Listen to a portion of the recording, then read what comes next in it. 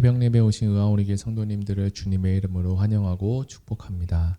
오늘은 6월 8일 잠언 20장 16절에서 30절의 말씀을 가지고 내면을 변화시키는 지혜의 말씀이라는 제목으로 하나님 말씀을 나누겠습니다. 먼저 성경 봉독해 드리겠습니다.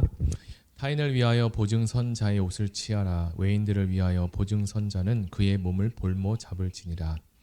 속이고 취한 음식물은 사람에게 맛이 좋은 듯하나 후에는 그의 입에 모래가 가득하게 되리라. 경영은 의논함으로 성취를 하나니 지략을 베풀고 전쟁할지니라. 두루다니며 헌담하는 자는 남의 비밀을 누설하나니 입술을 벌린 자를 사귀지 말지니라. 자기의 아비나 어미를 저주하는 자는 그의 등불이 흑암 중에 꺼짐을 당하리라. 처음에 속히 잡은 산업은 마침내 복이 되지 아니하느니라. 너는 악을 갚겠다 말하지 말고 여호와를 기다리라. 그가 너를 구원하시리라. 한결같지 않은 저울추는 여호와께서 미워하는 것이요 속이는 저울은 좋지 못한 것이니라. 사람의 걸음은 여호와로 말미암나니 사람이 어찌 자기의 길을 알 수 있으랴. 함부로 이 물건은 거룩하다 하여 서운하고 그 후에 살피면 그것이 그 사람에게 덫이 되느니라. 지혜로운 왕은 악인들을 키질하며 타작하는 바퀴를 그들 위에 굴리느니라. 사람의 영혼은 여호와의 등불이라. 사람의 깊은 속을 살피느니라. 왕은 인자와 진리로 스스로 보호하고 왕의 왕이도 그의 왕이도 인자함으로 말미암아 견고하니라. 젊은 자의 영화는 그의 힘이요 늙은 자의 아름다움은 백발이니라. 상하게 때리는 것이 악을 없이 하나니 매는 사람 속에 깊이 들어가느니라. 아멘. 네, 지금처럼 혼란한 시기에 사람들은 의지할 것을 더욱더 찾게 됩니다. 오늘 잠언은 우리가 무엇을 의지하고 우리의 마음을 강하게 하여 지혜로운 인생을 살 수 있는 방법을 제시해주고 있습니다. 오늘 말씀을 크게 4가지 주제로 묶어서 볼 수 있는데요. 16절에서 18절은 선택의 결과를 말하고 19절과 20절은 공동체를 해치는 언어, 그 다음에 21절에서 25절은 여호와를 의지하는 삶과 마지막으로 26절에서 30절은 내면 변화의 중요성에 대해서 지혜를 들려주십니다. 먼저 첫 번째 단락인 선택의 결과에 대해서 살펴보겠습니다. 16절에 보면 타인을 위하여 보증선자의 옷을 취하라. 외인들을 위하여 보증선자는 그의 몸을 볼모 잡을지니라. 아멘. 여기서 말하는 타인은 영어 성경에서는 외국인으로 번역하고 또 외인은 변덕스러운 여인으로 번역하고 있습니다. 그래서 이것을 정리해 보면 외국인과 변덕스러운 여인은 동의어로 볼 수 있습니다. 즉 낯선 사람, 외국인 또는 변덕스러운 여인을 위해서 보증을 서는 사람은 어리석은 자라고 합니다. 잠언은 어리석은 사람이 낯선 사람이나 변덕스러운 여인을 위해서 돈을 빌려달라고 한다면 그의 중요한 자산인 겉옷을 담보물로 요구하라고 권면하고 있습니다. 어리석은 자는 믿고 돈을 빌려준다면 그도 어리석은 자가 되기 때문입니다. 이러한 경우에는 확실한 담보물이 필요합니다. 어리석은 자도 자신의 중요한 자산을 담보물로 요구할 때에 자신의 결정을 재고할 가능성이 있기 때문입니다. 그래서 잠언은 옷을 담보로 잡으라고 하는데 이 옷이라는 단어는 겉옷으로서 낮에는 옷으로 그리고 밤에는 이불로도 사용됩니다. 이렇게 보증을 선 자의 옷을 담보로 잡으면 채권자가 채무자에게 돈을 갚으라는 압력을 직접 행사할 필요가 없게 됩니다. 또한 거기에 대하여 외인들을 위해 보증을 선 자는 그의 몸을 볼모로 잡아야 한다라고 합니다. 외인은 이스라엘에 거주하지 않는 이방인들을 뜻합니다. 그러므로 이스라엘 안에 거주하는 이방 타인보다 외인들에게 돈을 떼일 확률이 더 높기 때문입니다. 일단 누가 외인들을 위해서 보증을 서면 아예 보증인으로서의 몸으로 볼모를 잡으라고 하는데 여기서 볼모를 잡다라는 것은 채무자가 빚을 다 갚을 때까지 보증인을 가둬두라는 뜻을 가집니다. 자, 솔로몬은 정리하기를 돈을 떼일 위험이 높을수록 더 강한 대책을 마련하라고 하는데 그러나 어떤 경우에도 보증을 서지 않는 것이 가장 좋다라고 권면합니다. 16절, 17절이 잘못된 선택의 결과를 보여주는 데 반하여 18절은 올바른 선택이 우리에게 주는 유익을 결과를 말해주고 있습니다. 18절에 보면 경영은 의논함으로 성취하나니 지략을 베풀고 전쟁할지니라. 다른 사람의 의견을 듣고 의논하면 생각을 가다듬을 수 있고 계획을 세워서 선택하면 전쟁에 승리를 거둘 수 있습니다.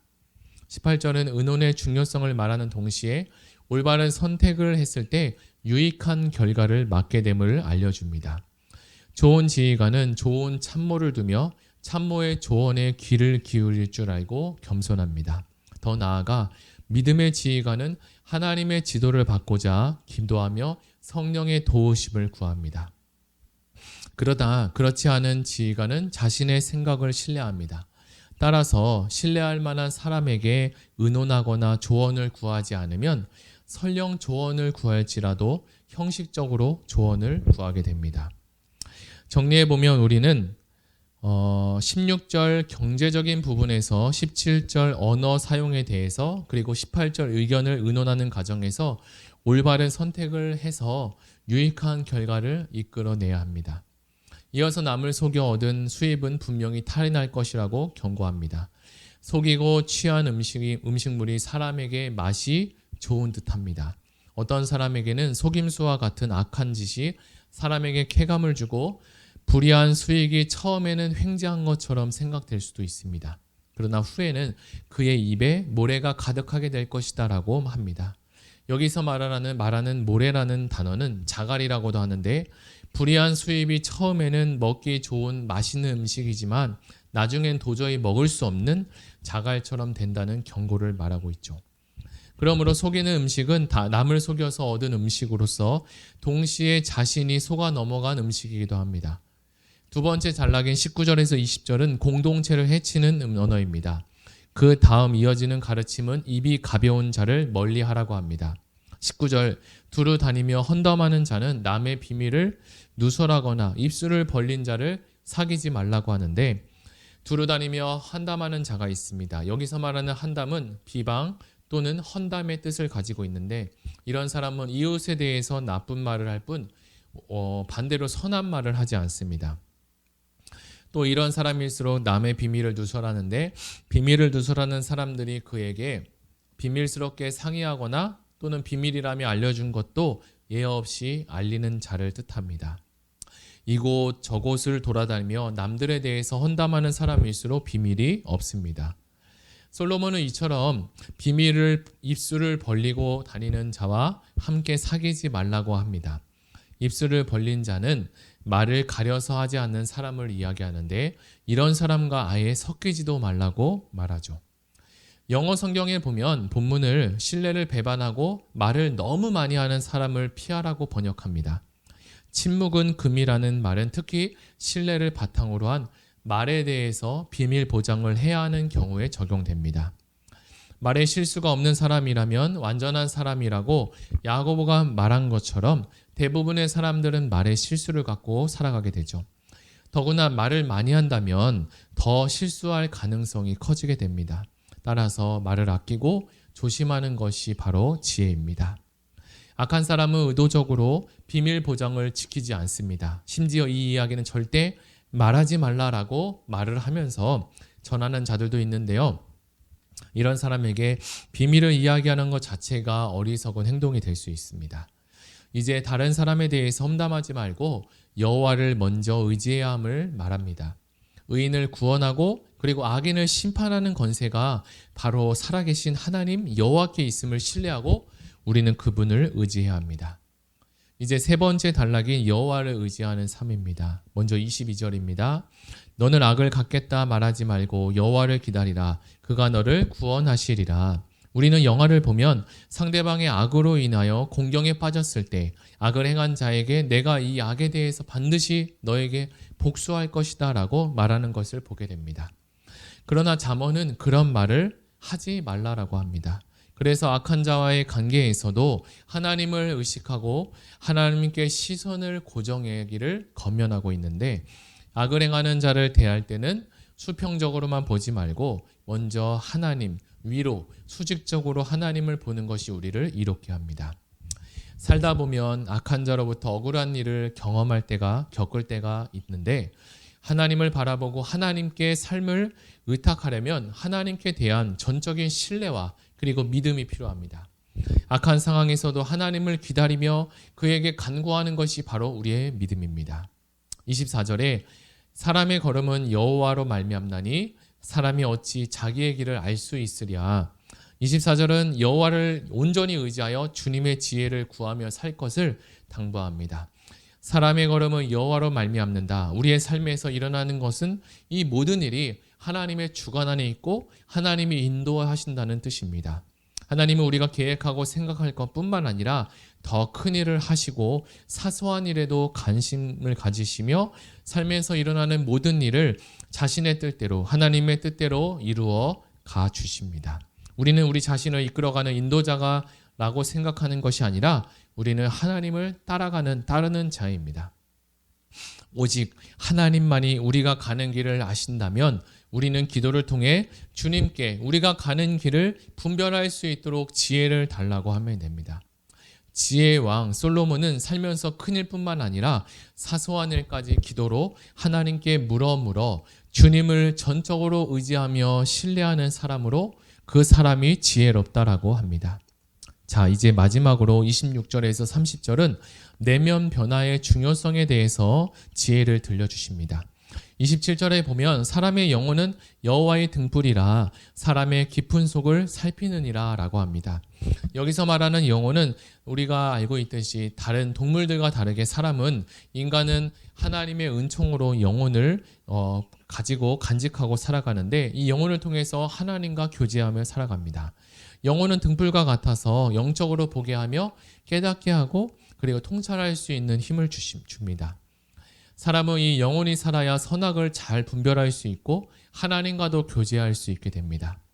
그런데 아담의 타락 이후에 온 인류는 영혼의 등불이 꺼져 하나님을 아는 빛으로 가는 길을 상실해 버렸습니다. 그래서 하나님을 떠나 우상을 숭배하고 다른 종교 행위를 통해서 살아가게 되죠.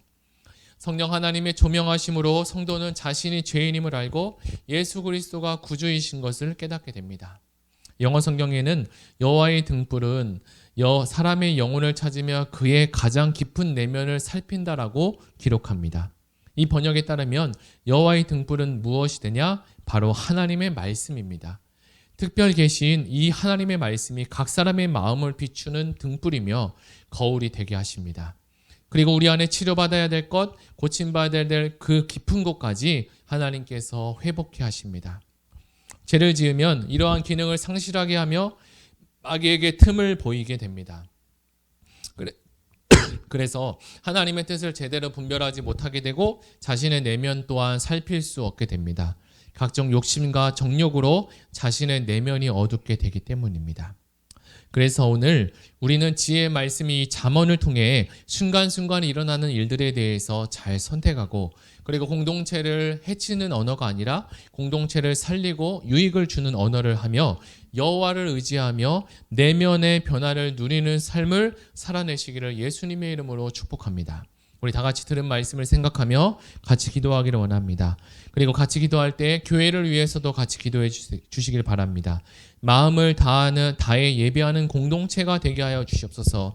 말씀 전하시는 담임 목사님과 모든 사역자 가운데 성령 충만하게 하시고 모든 부서마다 하나님의 은혜가 넘치게 하시고 하나님 말씀이 들려질 때 성도님들의 삶의 변화가 일어나게 하시고 특별히 위로와 받아야 될 성도님들이 있다면 하나님께서 용기와 소망을 더하시고 코로나가 잠잠해지고 출석 예배 회복되고 온라인 예배 드려지는 모든 성도님들 가운데 신령과 진정으로 드려지는 예배가 될 수 있도록 위해서 다 같이 기도하겠습니다.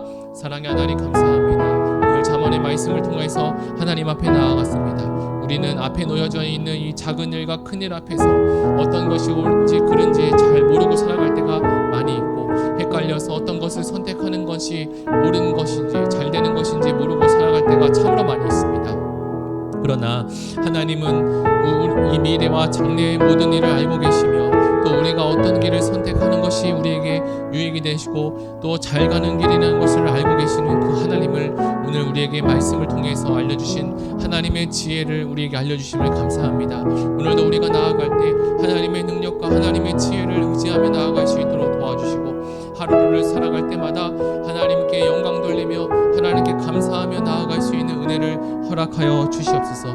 특별히 우리 가운데 공동체로 허무는 언어가 있다면 하나님 그것을 우리가 깨닫게 하시고 하나님 공동체를 세우게 하시고 지혜의 입술과 지혜의 언어를 주셔서 하나님 우리 만나는 사람들마다 만나는 공동체마다 유익이 될 수 있도록 하나님 축복하여 주시옵소서.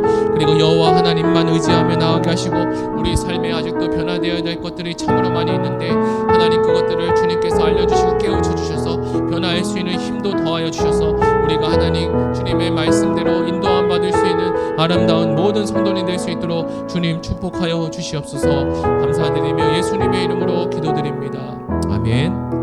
우리 이 시간에 다 같이 기도할 때 마지막으로 기도할 때 이제 가지고 오신 개인 기도 제목을 가지고 그리고 나라 민족을 위해서 다 같이 기도하며 나아가겠습니다.